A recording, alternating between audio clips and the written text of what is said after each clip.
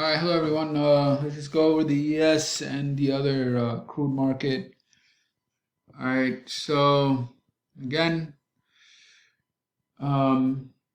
today I'll focus on looking at pullbacks and what to look for. All right, I went over the rallies and all of that, so now I'll go over pullbacks. So in yesterday's video, I went over context, and that included the trend, the rally, the breakout bars, all giving you direction, right? Now, what happens though when you get that? What happens when the market does that? You have a fat breakout bar here, right? Breakout, and then it rallies over here, right? Now, what do? You want to buy the pullback. So how is this done? How do you buy pullbacks? How do you buy pullbacks? All right. From what I've seen, there's four things that you need to know. These four things, the pullbacks. If you know this, you know where to get the pullbacks. All right. So after rally with trend, and I'll go over that one more time, right? So remember, when I talked about context, I talked about you need trend, and all trend is like upsloping moving average, right? With impulse bars, impulse waves in the direction of that moving average, meaning any trend, it's not just higher high, higher lows. It's basically the up waves are bigger than the down waves, and those up waves, you're talking about rallies. Those are the up waves, and there's typically towards one direction. You have two types of waves in trends: impulse waves, which are the rallies, and corrective waves, which set up all the pullbacks and that are not impulse waves, right? So when that happens,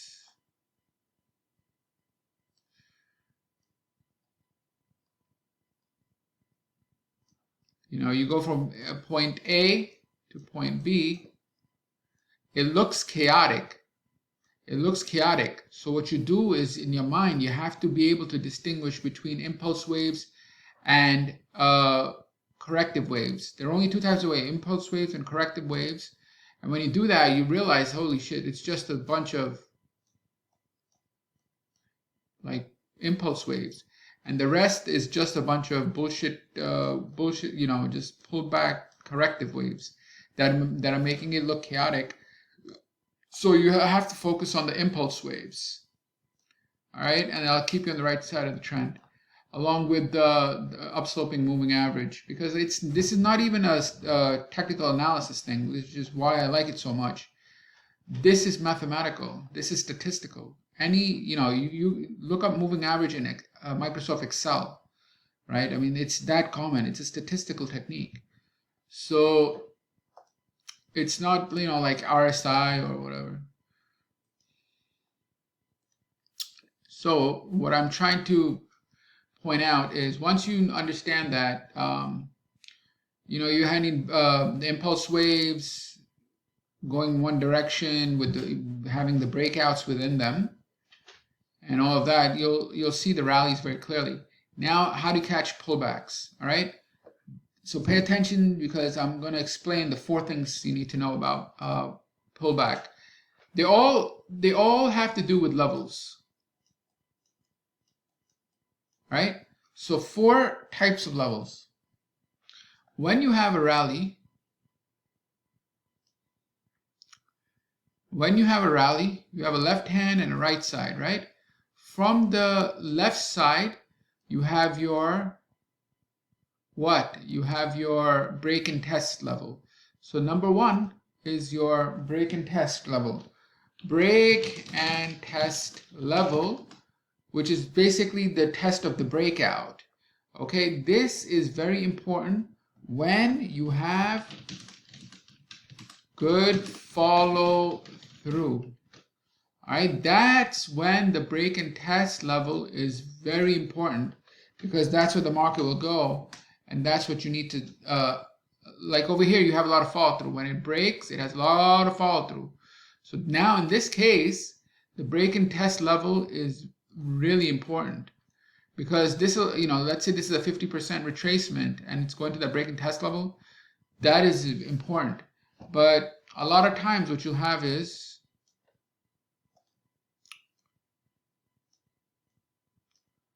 you don't have that much fall through. So in this case, what's important are your zones. So again, break and test level, when you have a lot of fall through. When you don't have a lot of fall through, you want to look for a deeper pullback, which is your supply and demand zone. And that's near, which is nothing more than retesting it's like a deep pullback.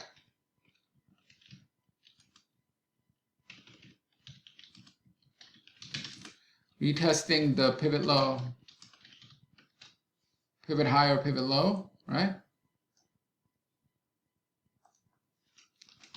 This is when you don't have a lot of follow through, okay?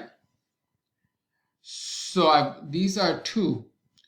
What's the third one? The third one is your spring or upthrust. Okay? Now you're going to notice that the first two are on the left-hand side, meaning you already know where they are. You already know in advance, and you can plan for them in advance. You can plan this in advance, and you can plan this in advance. The spring you won't know until the initial, until at least one support point, when at least one pullback leg is established. All right, so these are your three things to note. All right, there's one final thing which is based off of volume, and that is your high volume level or swing POC. All right, so it's typically it's this. All right, and it's typically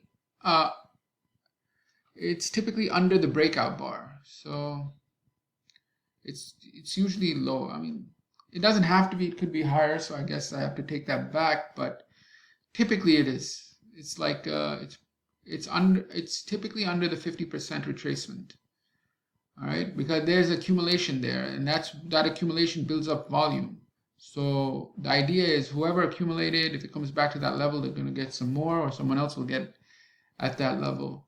So these are the 4 levels that you need to know. Anytime you have a rally,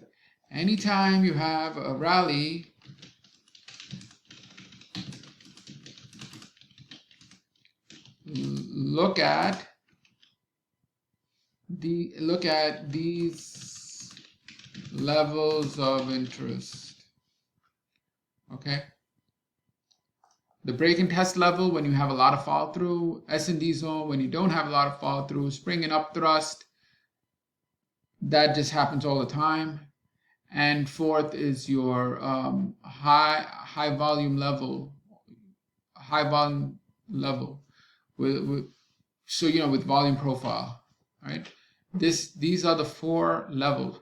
The market has a tendency to go to these 4 levels, reject, and initiate the next rally. So I'm going to give you an example of today's spring in the ES. And by the way, it doesn't mean you automatically buy or sell at those levels. It means you get ready to observe behavior at those levels, like buying behavior at those levels. It doesn't mean, okay, let me just buy spring or upthrust. That's a mistake. It doesn't mean let me just go buy the POC. That's a mistake. Doesn't mean just go buy the break and test. That's also a mistake. Doesn't mean just blindly enter your order at the demand zone that never gets reached because you had a lot of fall through and the market's not going to go down that much. In a very bullish market, that's what happens.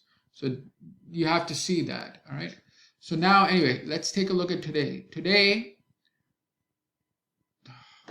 what happened? Okay, yeah, there it is. All right, so today, what do you see? You see rally.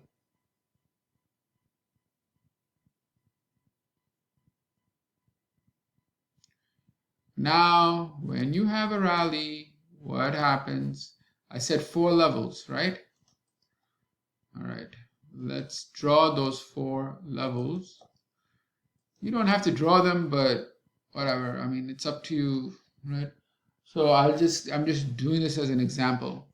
So the first level, price-based level, is here, meaning your, what is it called? The zone. So it should be around here, right? This is what all the Forex guys tell you. Oh, look at this order block and this zone, right? So that's here. But you can see that the chances of this getting tested are not that much because there's too much breakout follow through. So it may get tested, may not get tested. Here it didn't get tested because there's too much follow through. Next is this level, which is your test of the breakout. This is your breakout bar. This is the test of the breakout. Again, this is your breakout bar. This is your test of the breakout. Nothing more complicated than that, right? So first is your zone below. Second is the breakout bar, and this is a test of the breakout. So that's 2. Third is the spring. Down, up, down, overlapping. Yes, bingo, right here. Spring. All right, so there's a spring. All right, what is the 4th one? 4th one is your swing POC, which you typically take from the low to near the breakout, and you're going to get a level. And you know, for this, I'm going to be looking at the other chart also to coordinate the exact level. This is a little bit harder, but for this, you have to coordinate a little bit better. You know, you have to look at it, and sometimes it's not there, sometimes it's a little bit lower. You know, so you have to use this other tape reading chart or some other volume and price chart to identify the correct level. You see? All right. So these are the 4 levels for pullbacks. Generally speaking, you know, once you get used to it, you'll know exactly where to look. And the 4, they'll become very automatic. So in this case, then what happens? When it goes to one of these 4 levels, price attempts to reject. And when it attempts to reject, I mean it is heavy buying coming in. That's what happens. Someone's buying that level. These are the 4 levels. Someone buys. So this is what happened in the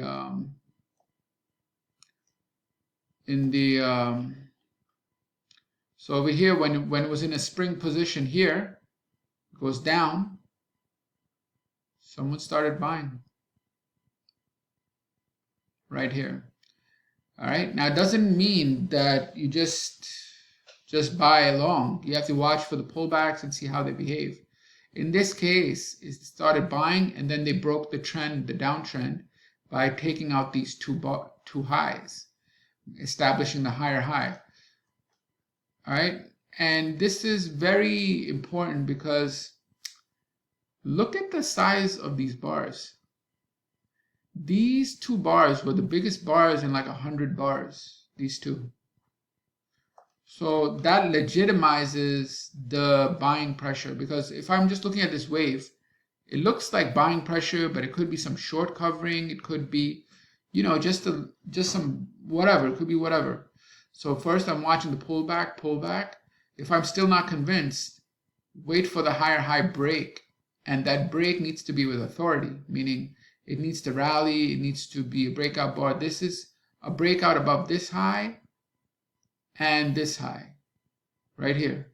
This bar, this green bar, is a big, strong bar, biggest in 100 bars, consecutive bars, and it broke out above those highs, telling me that buying is legit.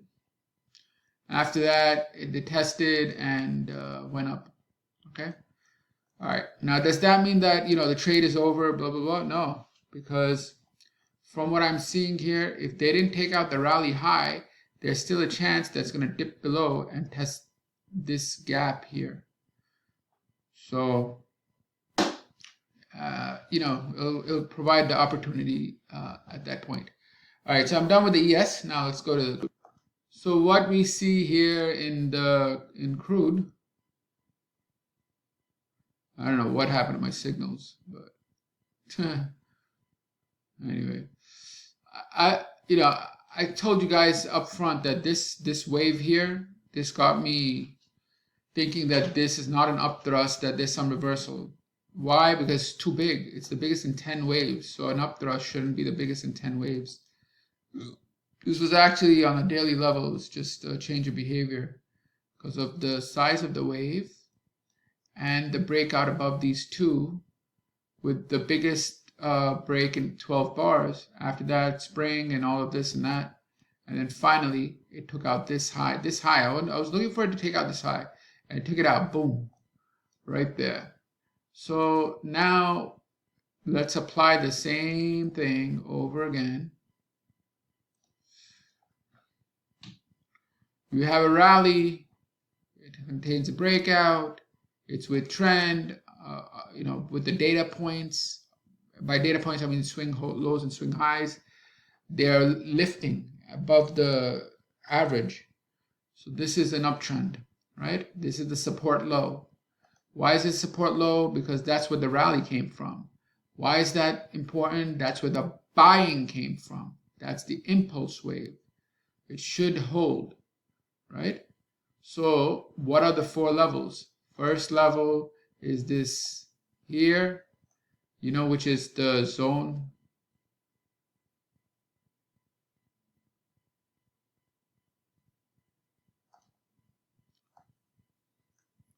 Right? A zone is usually the last red bar or the first green bar around the pivot. It's just around the pivot. That's all it is. It's just around the pivot. It's not a big deal. It's just down, then up. That down move has a pivot. It's right there. Second is the breakout. So these are the levels 1, 2, 3 that it broke out. So we just draw a line. All right, that's the test of the breakout. What's the third? The third we don't have yet. It has to establish some lows and then spring. So we'll wait for that spring. What's the fourth? The fourth, we use the volume, and you see that, okay, there's some volume here, 28. So around here, we'll look for a pullback.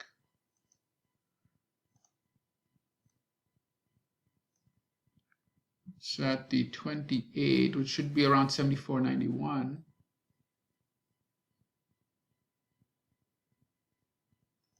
Right around here, 74.80 to 75, this area right here. All right, so we have our understanding of 4 levels, which is the zone, the test of the breakout, the spring to be in the future after establish some lows. That low will get sprung. We'll see what the behavior is there. And fourth is the high volume level. Now you're probably wondering, okay, why are these levels? How do I know that these are important levels? So I'll go over the logic for each of them. It's important to know that logic. All right, so the first one has to do with the zone. Why that's important is because that's where the buying came from. All of the buying came from there. That's the best price to buy while holding a trend that's making the next higher low. So it's defending trend, and literally is the best price because you have the deepest retracement. So it's opportune area to buy. Second, the test of the breakout. Well, at that area where the former resistance becomes support, you typically have a strong group or whoever they bought there. The specs, they bought there and they broke through the highs. So there's possibility that they will defend that area and buy some more because they bought a lot. What is the evidence of that? Is the actual breakout, the willingness to buy highs in order to establish higher highs. So the idea is they bought a lot. You can see the breakout bar, it's expansion in range. And chances are when price comes back, it will test and they'll buy more or others will buy. The third is this concept of a spring or a upthrust. And the idea there is a little bit more complicated, but the idea is to make that lower low. When you're making that lower low, you're grabbing liquidity, meaning the stops. It's a quick accumulation of stops, but it's also ensuring short covering. As you're making the lower lows, shorts enter. When they enter, their stops are above the high. So by making lower lows, you get the shorts to come in, and then you run the high, running their buy stops, which adds additional pressure to take price higher because their buy stops will get triggered. They will have to buy to cover their shorts. That will create buying pressure. The fourth is the high volume level here that I have in green. That's the same idea. Not the same idea, but the idea here is that prices are coming to an area of high volume, which means two things. One, strong hands are there. They bought a lot. They might buy more.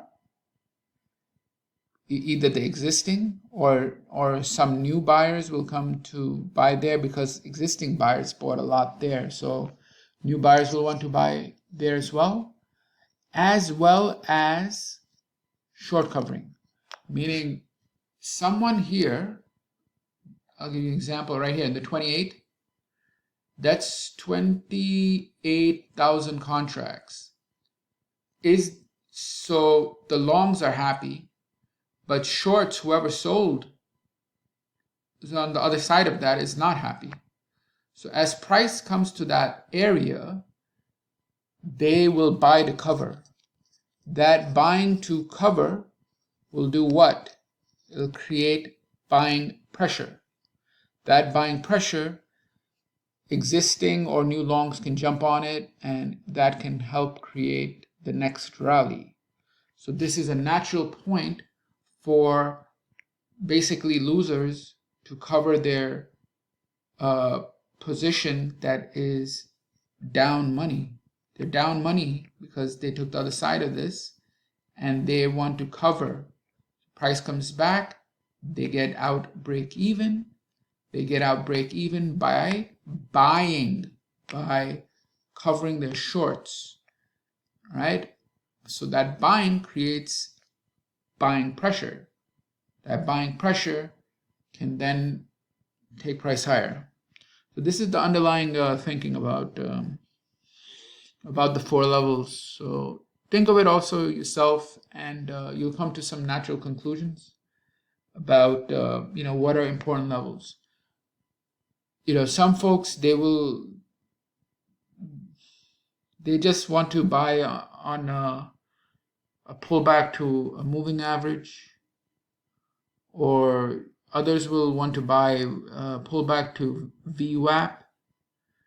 Someone else will want to buy a pullback to 68% or 50%. Whatever strategy you have to buy, you have to understand that it needs to make sense. Like, you need to ask yourself, why am I buying at this pullback level? Is it because someone told me to magically buy there and I don't know why?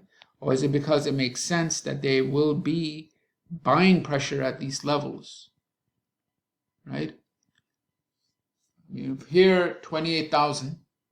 Chances are comes back, whoever's on the other side will want to exit,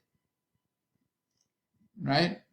That's the biggest print so far in this rally. This is the biggest print. So it makes sense that there'll be short covering, buying pressure from short covering. That makes logical sense. right? Or if it comes back to the zone, you know, the idea is whoever initiated all this buying, they might come back in to buy because they already initiated all this buying. So they did it before, they might do it again. Let me mark that level and see what happens when price goes there to see if they're going to re-enter. If they re-enter, then I'll re-enter. I'm not going to just buy it blindly because I can just take out the lows after filling me. I want to see if those buyers that did all of this damage to the upside are still there on the retest. And we defend trend, because if they're buying, there's a chance their stops are below here. So will they let their stops get taken and go negative? Chances are no, because they're invested, and this is all their buying activity that shows that they've spent a lot of money. Anyway, so whatever approach you take, VWAP or averages or whatever, just make sure it makes sense and it's clear, and that will give you conviction to use it. All right, take care, everybody. For the Wyckoff community, you can look at one more thing, how Wyckoff explained to buy. He was very adamant about one of the things that he looked for. He looked a lot for climaxes, meaning on the pullback, you know, let's say you have a daily chart. He's looking at the minor climaxes, meaning what the minor climaxes is after a rally, there's a pullback. Let's say it's 4 bars or five bars, right? As it's pulling back, bar 1, bar 2, bar 3, bar 4, bar 5, he's looking for high volume. Either around bar 4 or 5, there should be high volume, and then there should be a reversal green bar going up, meaning that the climax has lack of follow through, and now buyers are stepping in. So what he's looking for is a climactic bar pulled on the pullback that has high volume and is near support, near the lows on the pullback. So that's one of the things that he looked for. And if you use this approach, you can see on I think very clearly on the SPY. I used to check. It is the case that when you have a rally and you have a pullback, there is ending action on lower time frames that is climactic, that will show you high volume, as well as show you high volume on a higher time frame on a bar. It might show you high volume on a wave on a lower time frame, but on a higher time frame it'll show you high volume on a single bar. So that's it's also and then, you know, effort reward, as it pulls back, there's a lot of volume, it's not going down, the bar is small bar has more volume than the bar before it, which etc. etc. All right, so whatever approach you use, just make sure it makes sense. Be careful of patterns, be careful of and also just take a look at, it's very easy for me. I mean, I can take a look at this, right, spring. So how do I know it works? Okay, where did this rally come from? Lo and behold, it came from a spring, right? Where did this rally come from? Lo and behold, it came from this lower low spring. Boom. So spring, rally, shit in the middle, finally spring, rally. So there's something to this. There's something to this drive down in order to go up, right? So you can see this on charts very clearly. All right, take care. Thank you. Bye.